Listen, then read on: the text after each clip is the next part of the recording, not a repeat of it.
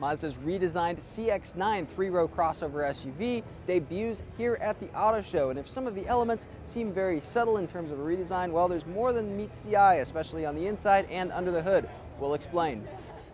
Now, Mazda's design language obviously alive and well on the new CX-9, which is about the same size as its predecessor. Check out these headlights. They kind of sweep into this massive forward-leaning grille here with a huge Mazda logo front and center. This actually houses some of the equipment for adaptive cruise control. Mazda says kind of an innovative way to do it, because you keep it in here instead of housing it into separate sort of blocky things in a lot of other cars. Check out these fog lights. You expect them to be kind of up here, but they actually tuck right into here. They're really, really small at the very, very lower corners of the car.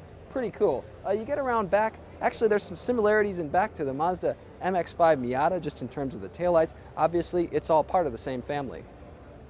Now, the last CX-9 actually had pretty good cabin materials, and it looks like its successor continues that onward. This is an auto show car. Mazda says it's an early prototype, so it isn't really letting anyone sit inside the car. But you can see a lot of the differences in here, some very upscale touch points, real wood, real metal in this signature grade car here. There's an aluminum piece of trim here that kind of spans the entire dashboard, separates sort of upper and lower portions. Now, Mazda's knob-based system here, multimedia system, controls the action up here on either a 7 or 8-inch screen, but the automaker won't say definitively whether the CX-9 will get things like Apple CarPlay or Android Auto. As far as rear seats, there's a standard second row bench and a standard third row 2 positions back there, so total seating capacity of 7. There are no captain's chairs option though, unfortunately. So if you really prefer to kind of stack your kids so that there's something in between them to keep them from fighting, not going to be able to do that in the CX-9.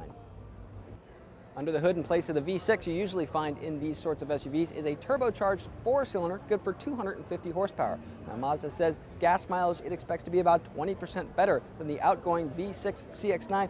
That means EPA combined numbers could be in the low to mid 20s. Very good for families. Stay tuned for more closer to the new CX-9's on sale date in spring of 2016.